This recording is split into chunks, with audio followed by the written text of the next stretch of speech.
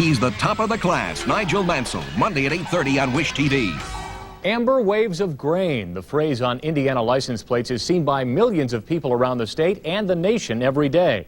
It sends a message about life in Indiana and what the state is all about. But is it an accurate message? We'll look at the way Indiana markets itself on this week's Top Story.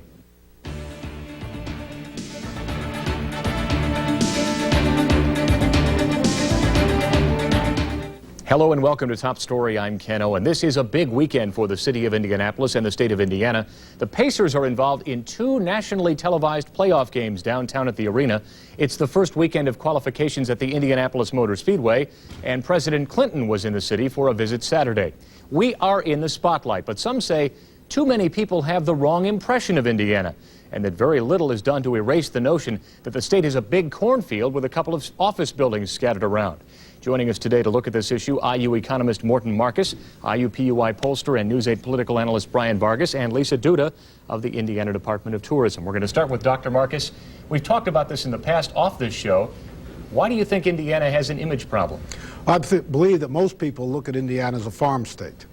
And it's true we have a lot of land that's devoted to farming, and farming is an extraordinarily important part of our economy because of the products that come off of the farms that go into manufacturing activity. But basically, Indiana is a manufacturing state, and we're a state of much higher technology than is generally believed. We're also a state that I believe has a more sophisticated population than one would believe based on the kinds of images that are on television. The kinds of views of Indiana start with fools such as David Letterman, and then progress to nasty people such as Frank Burns on MASH. And I don't think we have very good images out there of what is Indiana. Brian Vargus, your views on this subject? Well, I certainly agree with Morton on a number of things involving the rural nature of the economy, but also I would point out that a lot of people are simply not aware of, for example, the steel producing capability of the state. When I lived in Pennsylvania, people in Pennsylvania would talk about how they had all the steel and so forth, but in fact Indiana was at that time the leading steel producing state in the nation.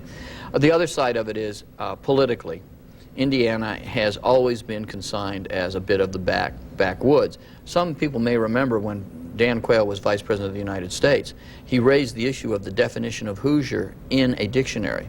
The first definition reads in the dictionary, a resident or somebody born in the state of Indiana. The second definition of the word Hoosier is a backward, countrified person, and he wanted that taken out of the dictionary.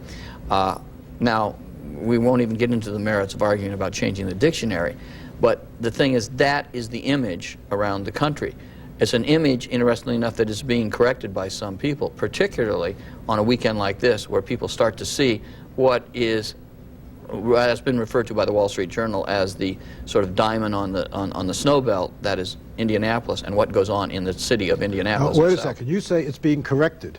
In what way is it being corrected? It's being corrected by the 500, one of the world's most boring events, an event that shows remarkably little technology involved in it, because we don't really see the kind of technological advance that means something to the people of the United States. What you've got an event is cars racing around the track. No, it's being corrected, Morton, not in that regard. The president's coming to play golf here. That's high tech. It is being corrected because people are noticing in Indianapolis, in the context of a mayor who has been out marketing very aggressively new ways of thinking about the delivery of city services, new ways of economic development. And in that sense, it's being corrected. The fact is, you've got to get the attention first. After you get the attention, you can sell the secondary things. That's why the mayor has been involved in things like the Indianapolis Public Schools. Right. I'm not arguing about the mayor. I'm arguing about the issues that Ken brought up, which with the Pacers, and with the 500, and with the president coming to play golf. In order to sell something, Morton, you yourself know, first you've got to get people's attention. Well, I'm just feeding you the good lines. That's the first time in your life, but that's okay. We do have an intent this weekend, and I think you gentlemen would both agree on that at least people or some people are getting a chance to see Indianapolis, explore Indianapolis, see the downtown, see how things have changed. And we want to get back to those points because those are important, Morton. Although you're probably going to get some phone calls about your Letterman comment on the track. I can see them coming. Listen, I wouldn't have said it if I was on a different channel.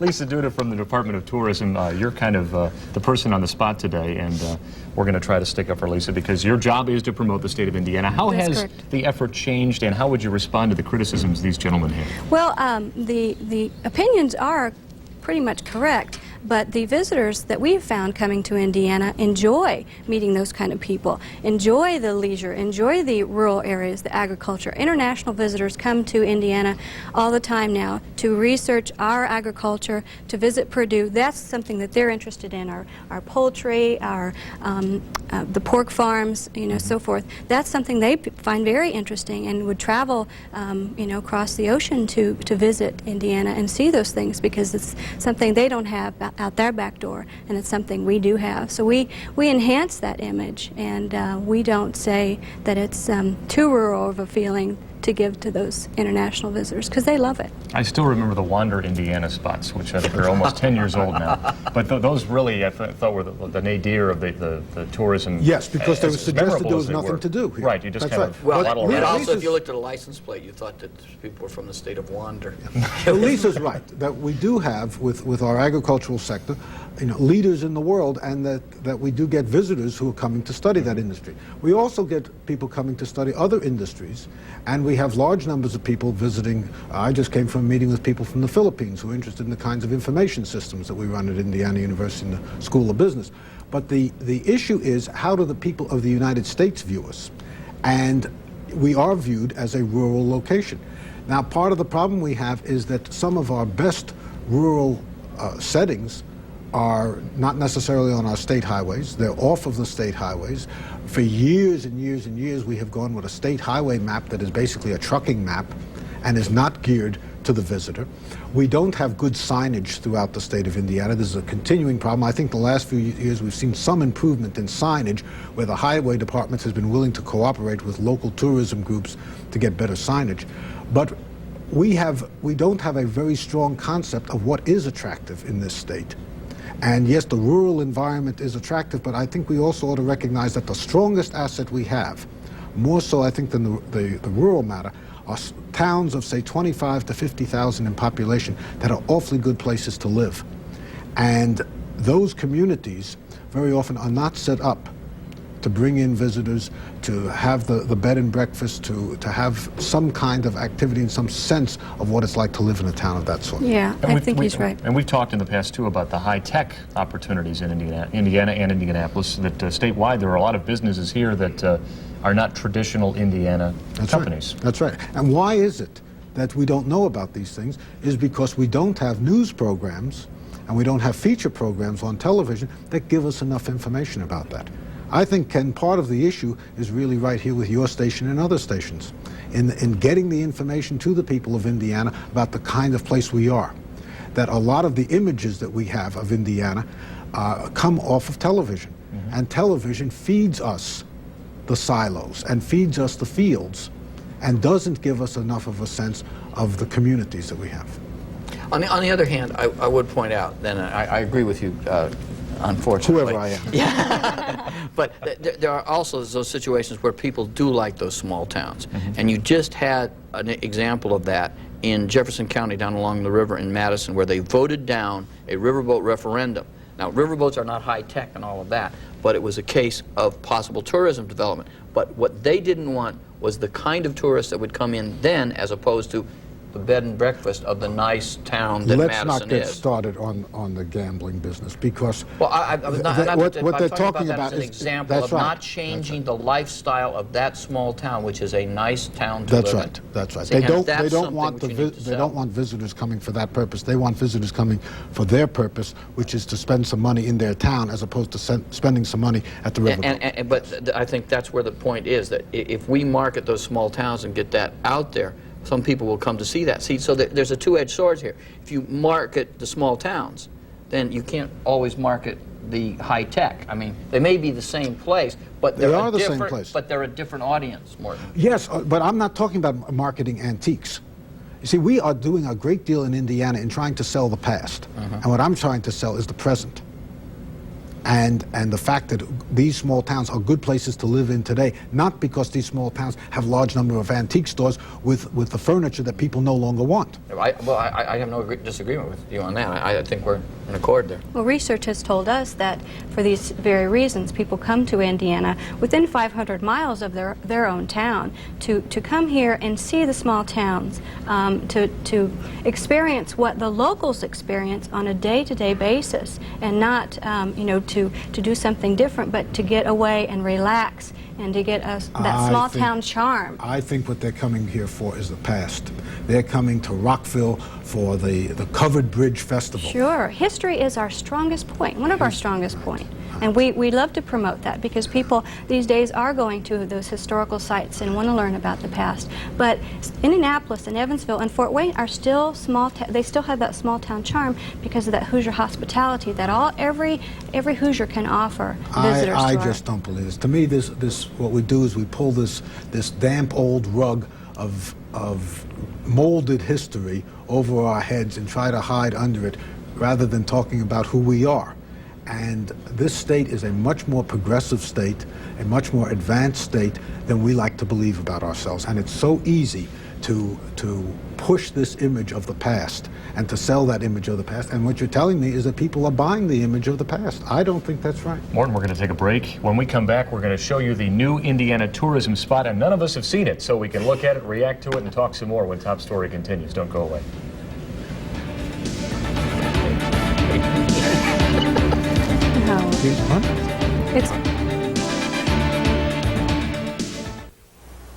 Hi, I'm Jim Palmer for the Money Store.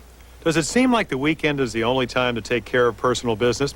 The problem is that when you're off, just about everyone else is too, but not at the Money Store. If you're thinking about refinancing your home, you can call the Money Store this weekend and apply by phone. There's no application fee, and the chances are you'll have an approval by Tuesday. So if you want to refinance your home, call the Money Store this weekend at 1-800-LOAN-YES. That's 1-800-LOAN-YES. People's Funeral Home is ready to serve in your time of need. From pre-planning to the untimely passing of a loved one, we assure you comfort, dignity, and a willingness to please. Our central location includes a large meeting and dining room, ample parking facilities, and a professional staff to serve you. In your time of need, call People's Funeral Home. People's, providing service to our community since 1919. Remember that People's really wants to be your funeral home.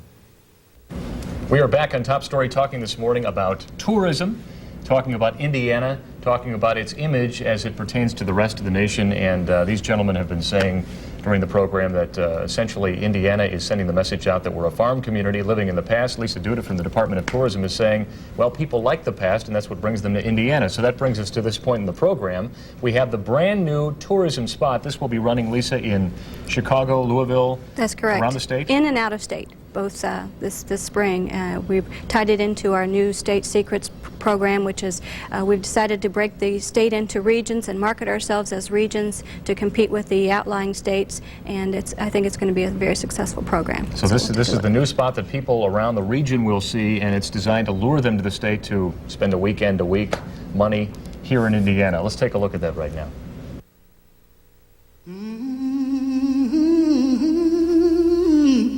There are still places where a handshake is all you need. The music is always unplugged. And the simple things have been perfected.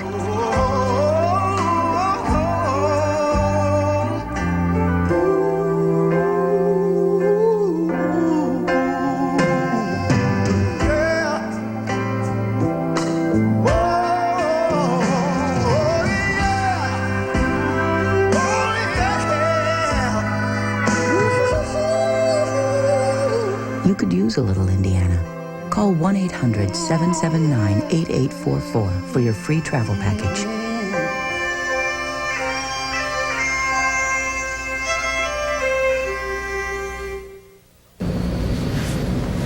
There we have it, folks, the new tourism spot, and look at Morton Marcus. I think we know exactly what he's about to say. Morton, we'll give you the floor. It's embarrassing. You think so? It's embarrassing. It's very well produced. Very well. Looks nice. Looks nice.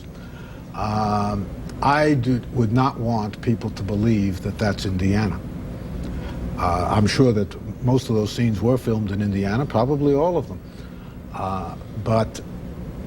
But my feeling is that what we do is we constantly reinforce for the people of Indiana the idea that we are today what we were yesterday. And we make it even more difficult to introduce change. We retard the ability of this state to make progress by constantly dwelling on our assets of the past rather than our assets of the present. And to me, what we do is we retard economic development. We keep Indiana poor in many, many ways by putting out these ads about ourselves and telling the people of Indiana. Running those ads out of state is one thing. That's propaganda. But running those ads in state, I believe, undermines our capability for economic progress in this state and our capability for educating our young people.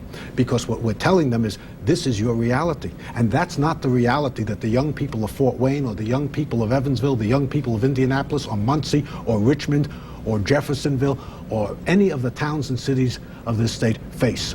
Okay. This is not reality. So you have 60 seconds. I'm going to let you make a spot. What are we going to show? What am I going to show? Well, I'm sorry, I can't give you a quick response. I haven't had that responsibility, but I would try to show the steel mills. I would try to show the technology that we're engaged in. I would try to show things about the production of pharmaceuticals. Now, I don't know whether our plants allow plant tours, but I would sure like to have a nice brochure about going through Indiana and seeing modern technology right here at home. We do that. We do that. That's great. Where is it on the commercial? I don't see it. It's in the covered bridge. But you have to think in terms of the majority of people's leisurely time, where they want to go, and this is what research has told us, is this is why they come to Indiana, and so that's why we want to express that. We also have a very strong business development corporation within the Department of Commerce who has also done an image piece that shows the production, that shows the agriculture, that shows the industry within the state, the growing industry. Lisa, if you advertise yourself as an Italian restaurant, people will come and order spaghetti. If you advertise yourself as a Chinese restaurant, they will come and order wonton soup. And we are advertising ourselves as rural, and then you say, you see, people come and they want the rural.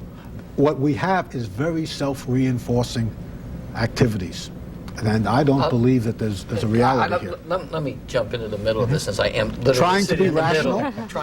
Trying to be rational, and I think it's important to realize there are, as I tried to say before, there are twin objectives here. Lisa's objective is to bring people to spend money here. Tourism, the research does show that people come here because of the relaxed sort of thing, the image that was carried in the movie Hoosiers, that sort of thing. Morton, on the other hand, is saying, wait a minute, let's be careful about how we're distorting the image to our own people and also outside, because there's another part. And that other part, in a sense, isn't tourism, but it has to do with economic development. Now, we do have people who are out there starting to do that. But there was a time, however, in, for example, the city of Indianapolis. Allison had a big industrial tour thing that was quite the thing to say. To a certain extent, though Morton doesn't like the 500, and I'm not a big 500 fan either, that museum out there is a museum of automobile history. That museum out there is not well run. You can't get through that museum on an intelligent basis. That's a museum for car buffs. It's not a museum of automobile history. I disagree with you on that, but I'm sure they do also. We'll leave that to another time. But still, the point is, in terms of Indiana's image, while we continue to sit at this low level in a lot of rankings, per capita income, all these kinds of things, and education and so forth, slowly but surely people are realizing exactly what Lisa was talking about. This is a good place to live. These are nice towns, and we've got a chance. I guess.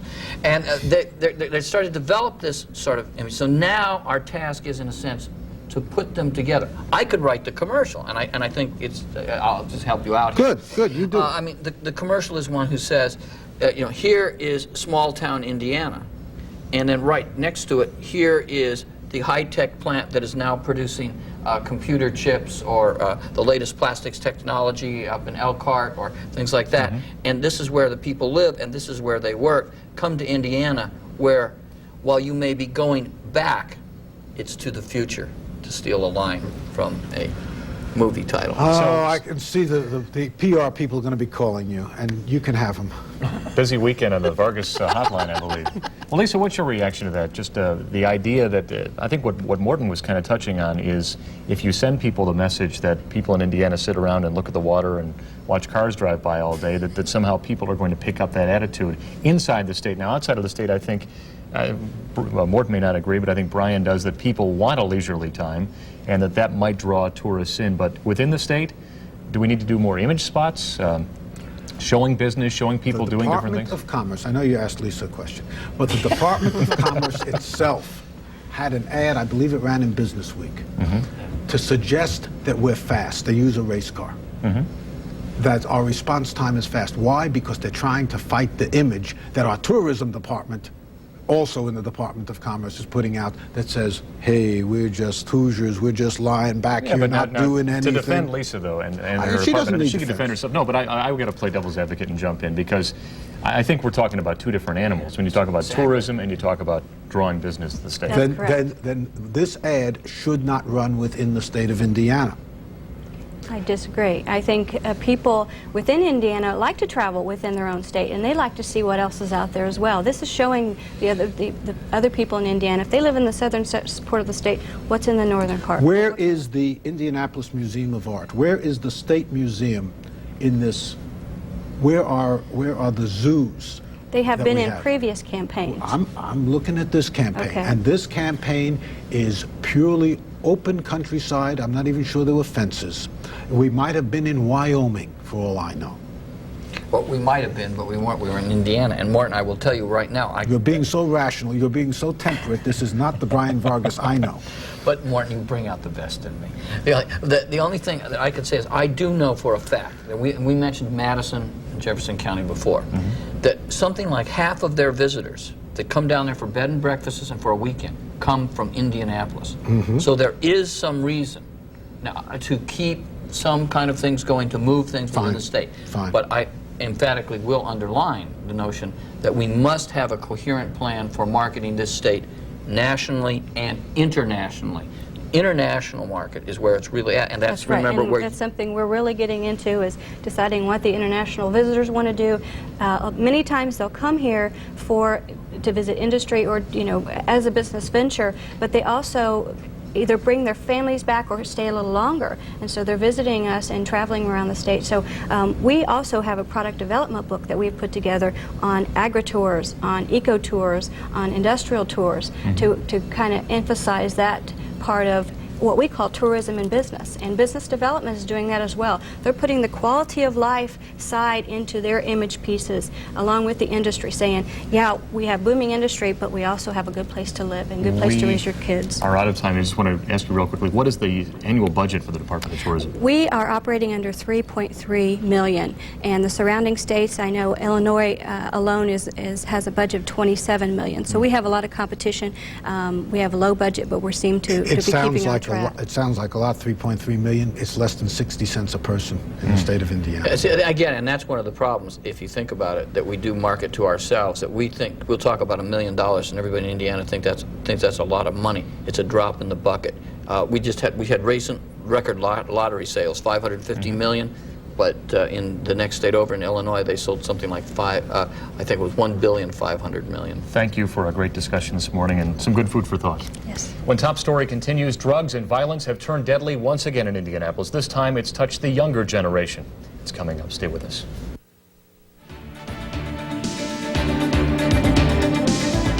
The All-Sport Marsh Gus Macker 3-on-3 basketball tournament bounces into Indianapolis June 11th and 12th.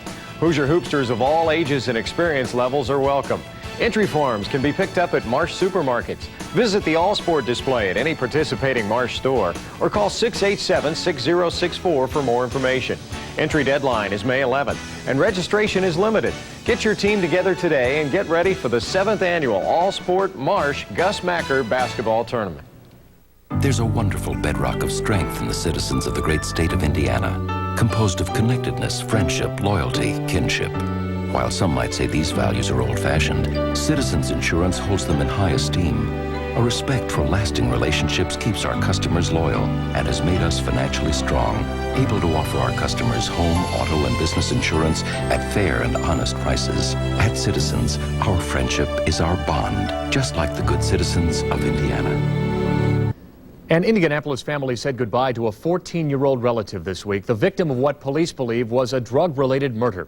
Antoine Majors was allegedly killed by a man he called an uncle over a $45 drug debt. News 8's Sandra Chapman has more. I didn't think he could do something like that.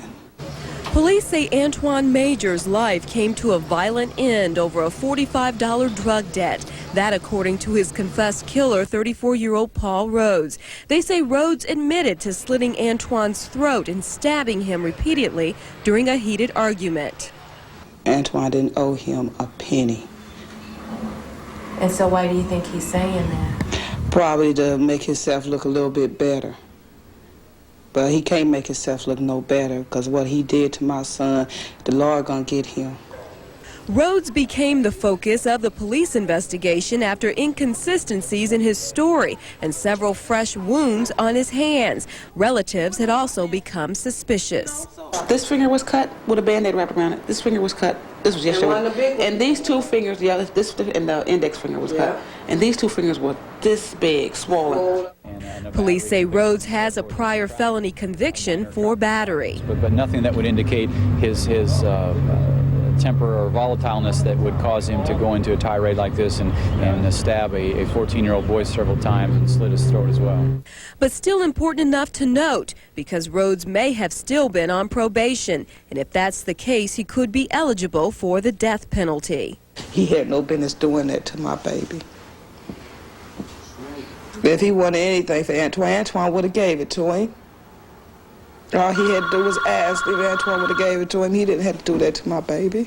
Sandra Chapman, Wish TV, News 8. Rhodes entered a plea of not guilty this past week. Top story will continue after this. In Hong Kong, they say spirits inhabit the earth, air, and sea. It is considered bad joss, bad luck, to anger the spirits. So building a treatment center to keep hazardous waste from entering the waters of Victoria Harbor isn't just sound environmental thinking. It could also be very good joss.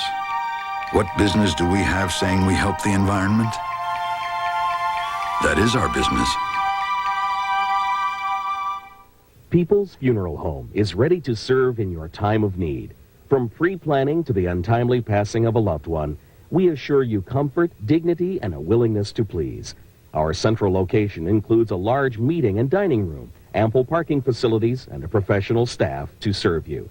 In your time of need, call People's Funeral Home.